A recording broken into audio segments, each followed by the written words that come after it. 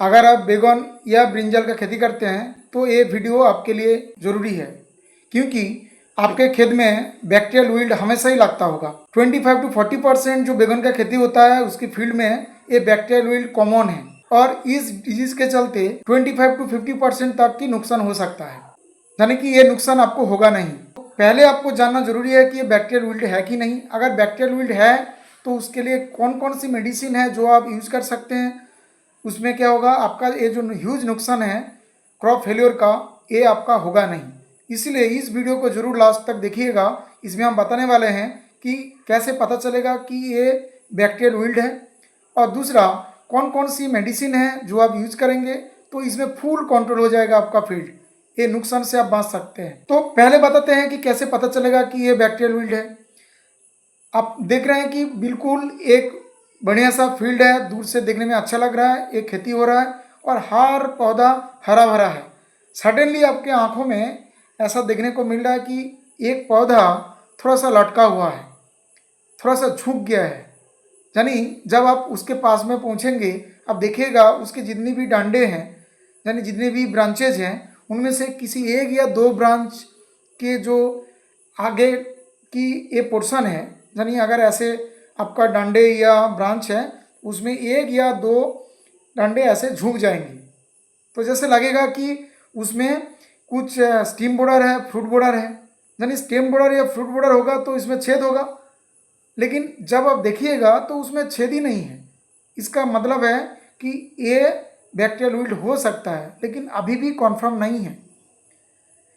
एक दिन बाद देखिएगा फिर दूसरी ओर और एक ब्रांचेज में एक ही पौधा, एक ही प्लांट, लेकिन दूसरे ब्रांचेज में इसी तरह देखने को मिल रहा है, और उसमें पीलापन आ जाएगा। जो ऊपर का जो पत्ता है जो हरा होना ज़्यादा जरूरी है, एकदम टेंडर लीव्स है, लेकिन वो भी थोड़ा सा येलोइश होगा, निक्रोसिस जैसा होगा, और वो प्लांट दूसरे की अपेक्षा थोड़ा सा वीकनेस होगा, हो जाएगा, और वो झुक जाएगा। तो दूर से आराम से पता चलेगा।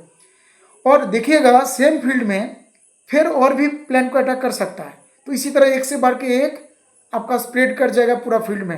ये जो बैक्टीरियल विल्ट है ये मोस्टली सॉइल बॉर्न होता है और कुछ सीड बॉर्न भी होता है। यानी जब सीड आप परचेज करते हैं वो तो ऐसे सीड ट्रीटेड किया हुआ रहता है, फिर भी आपको ये ट्रीट करना जरूरी है। लेकिन ज़्यादातर किसान ये करते नहीं हैं, वो लाते हैं उसको उगा देते हैं, सीधा वो ब्रॉडकास्ट कर देते हैं, या वो नर्सरी बेड में उगाते हैं और नर्सरी बेड से सीधा मेन फील्ड में वो लगा देते हैं। लेकिन उसमें ट्राइकोडर्मा, सीडोमोनास, जो भी सीड ट्रीटमेंट है, प्लांट ट्रीटमेंट है, ये करते नहीं हैं। तो इसमें क्या होता है, भारी नुकसान होता है, भारी नुकसान पहुंचता है, और ये स्प्रेड कर जाता है फील्ड के बाद फील्ड, तो आपका पूरा क्रॉप फेलियर हो जाता है। इसीलिए आपको ये जानना जरूरी है। फाइनली जब आपको लगेगा कि पौधा मरने को है, तब उस पौधे के जो जहाँ मिट्टी में लगा हुआ है, मिट्टी का सतह जहाँ से प्लांट ऐसे ऊपर की तरफ उठा है, ये मान लीजिए सतह है, फील्ड है, यहाँ पानी डाल देना है, और ज़्यादा पानी डाल देना है, ताकि उस पौधा को धीरे से आप उस मिट्टी से उठा पाएँ। धीरे से उठाइए और उसको पानी में धो लीजिए धीरे से, और देखिए कि उस प्लांट के जो नीचे के हिस्से हैं, यानी रूट्स है, रूटिंग जोन, देखिए कि उसमें कोई नॉट्स तो नहीं है। अगर नॉट्स होगा तो वो निमाटोड हो सकता है, यानी छोटे छोटे गांठ होगा तो निमाटोड होगा, निमाटोड के चलते भी ये विल्ट हो जाता है। लेकिन अगर निमाटोड नहीं है, छोटे छोटे गांठ नहीं है, तो ये हो सकता है कि ये फंगल विल्ट भी हो सकता है और बैक्टीरियल विल्ट हो सकता है। आप क्या करना है, जो प्लांट आप उखाड़े हैं, जो मिट्टी, मान लीजिए मिट्टी की सतह है, आप प्लांट इस तरह का था, आप ये बीच का पोर्शन आपको काट लेना है। सिगरेट की जितना साइज होता है 3 से 4 इंच, ये आपको काट के एक ग्लास, एक जो ग्लास है उसमें एक फ्रेश वाटर लेके वहाँ डुबो दीजिए सिगरेट जैसा, और आप काम में लग जाइए। अगर 1-1.5 घंटे में अगर आप आते हैं, आप देखेंगे कि सिगरेट की जो पोर्शन आप पानी में डाले हुए हैं, दोनों ओर से अगर धुआं जैसा निकलता है और पानी को ऑलमोस्ट वाइट कर देते हैं, और देख के लग रहा है कि धुआं जैसे निकाल रहा है, तब पता चलेगा एकदम 100% ये पता चल गया कि ये बैक्टीरियल वुल्ड है। और इस टेस्ट को कहते हैं वुड्स टेस्ट, राइट। आप पता चल गया बैक्टीरियल वुल्ड। अब बात आता है कि कौन सी मेडिसिन दें कि ये बैक्टीरियल वुल्ड बिल्कुल कंट्रोल हो जाए। आप एक मेडिसिन है रोजोदेस-डी, मैं आपको दिखाता हूँ उस मेडिसिन को। देखिए रोजोदेस-डी है, ये अरीज का है। आप इसको निकालते हैं, देखिए ये है रोजोदेस-डी। ये आपको ऑनलाइन या लोकल शॉप में भी मिल जाएगा। तो ये 50 ml को 200 लीटर पानी में मिला के आप स्प्रे कीजिएगा। लेकिन ये बहुत लोग स्प्रे करते हैं लेकिन काम नहीं होता है, क्योंकि चूँकि ऑर्गेनिक प्रोडक्ट है, इसमें कुछ माइक्रो पार्टिकल्स हैं जो कि बैक्टीरियल जो वॉल है उसको डिसरप्ट कर देते हैं, यानी तोड़ देते हैं, तो बैक्टीरिया को मार देते हैं। और स्मॉल पार्टिकल्स के चलते ये स्प्रे करने के साथ साथ ये पूरे पौधा में फैल जाता है।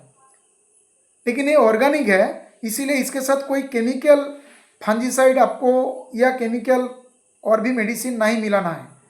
और ये स्प्रे करने से पहले 15 डेज पहले, अगर 15 डेज वेट नहीं कर सकते तो 10 दिन पहले आपका सारे स्प्रे कर देना, सारे जो स्प्रे करते हैं फील्ड में वो बंद हो जाना चाहिए। यानी पहले 10 डेज का गैप होगा, उसके बाद इसको आप स्प्रे कीजिएगा। स्प्रे करने के 10 दिन बाद सेकेंड डोज आपको देना है।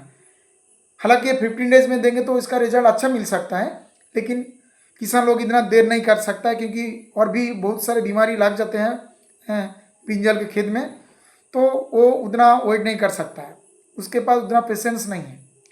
तो इसीलिए मैं कह रहा हूँ कि 1 हफ्ता पहले मेडिसिन स्प्रे करना छोड़ दीजिए, उसके बाद इसको स्प्रे कीजिए। इसके 10 दिन बाद सेकेंड डोज आपको स्प्रे करना है, और फिर उसके 7 दिन बाद फिर आप आपके हिसाब से सारे मेडिसिन आप स्प्रे कर सकते हैं। इसमें क्या होगा, इसका इफेक्टिवनेस आपको देखने को मिलेगा और बैक्टीरियल विल्ड ऑलमोस्ट कंप्लीट हो जाएगा। ये मैं गारंटी के साथ कह रहा हूँ, क्योंकि मैंने प्रैक्टिकल कर चुके हैं और किसान लोग इसको लेके जा रहे हैं और काम बहुत अच्छे से हो रहा है। लोकल दुकान में डेफिनेटली मिल जाएगा, अगर नहीं मिलता है तो मेरे डिस्क्रिप्शन में नीचे एक लिंक दिया हुआ है, उस फॉर्म को आपको भरना है, वहाँ से ऑर्डर हो जाएगा आपका, राइट। तो इस तरह का एक मेडिसिन ऑर्गेनिक प्रोडक्ट से आपका ऑलमोस्ट कंप्लीट हो जाएगा। लेकिन आप बैक्टीरियल विल्ड की चूँकि बात कर रहा हूँ, ये पता होना ज़रूरी है कि ये बीमारी लगता कब है। ये जो गर्मी का मौसम है ना अभी, अब थोड़ा थोड़ा ठंड पड़ रहा है, तो इसमें ह्यूमिडिटी थोड़ा बढ़ जाएगा, तो आप ये इन्वायरमेंट ऐसा हो गया कि बैक्टीरियल विल्ड लगने का चांसेस बढ़ जाता है। तो इस समय आपको और ज़्यादा ध्यान देने का ज़रूरत है। लेकिन इसकी बात करें कि ये बीमारी होने से पहले क्या क्या स्टेप लें कि ये ना हो, इसके लिए क्या करना है कि आपको सीड परचेज करने के बाद ट्राइकोडर्मा स्यूडोमोनास से ट्रीट कर लेना चाहिए, क्योंकि आपको पता ही नहीं है कि ये फंगल डिजीज होगा या बैक्टीरियल डिजीज होगा। इसीलिए ट्राइकोडर्मा स्यूडोमोनास के घोल में इसको डिबो के ट्रीट कर देना है। एंड सेकेंड, बैक्टीरियल विल्ड के लिए क्या करना है, बैसिलस thuringiensis करके वो भी एक ऑर्गेनिक प्रोडक्ट आता है, उसमें भी ट्रीट कर देना है। तो इसमें क्या होगा, फील्ड में ये बीमारी आने का उम्मीद ऑलमोस्ट 60 to 70% कम हो जाता है, राइट। तो इसी तरह अगर आप चलेंगे, गाइडेंस को लेंगे, एडप्ट करेंगे, देखिएगा आपको रिजल्ट मिलेगा, मैं गारंटी के साथ कह रहा हूँ। और कमेंट्स में आप बताइएगा अगर ये आप यूज कर रहे हैं, ये स्टेप फॉलो कर रहे हैं, तो रिजल्ट कैसा आ रहा है। हम बताएंगे क्यों नहीं आया, क्या डिफ़िकल्टीज हुआ, क्या आप प्रोसेस फॉलो किए हैं। अभी तक बहुत अच्छा रिजल्ट मिल रहा है, सबको मिल रहा है, तो आपको भी मिलना चाहिए। तो ये स्टेप डेफिनेटली फॉलो कीजिए और चैनल को सब्सक्राइब भी कर दीजिए और बेल आइकन को प्रेस कर दीजिए, ताकि आगे आने वाले सारे वीडियो की जानकारी आपको मिल जाए। क्योंकि मैंने ब्रिंजल के ऊपर ज़्यादा काम किए हैं, तो इसके बारे में ज़्यादा एक्सपीरियंस मैं शेयर करने वाला हूँ। अगर ब्रिंजल का खेती कर रहे हैं तो आपको डेफिनेटली इस चैनल को फॉलो सब्सक्राइब करना चाहिए और ज़्यादा से ज़्यादा इस चैनल को भी शेयर कीजिए और इस वीडियो को भी आपके दोस्तों लोगों के साथ शेयर कर दीजिए जो लोग खेती के साथ जुड़े हैं। आप किसी नए टॉपिक के साथ नेक्स्ट वीडियो में मिलते हैं, तब तक के लिए बाय बाय।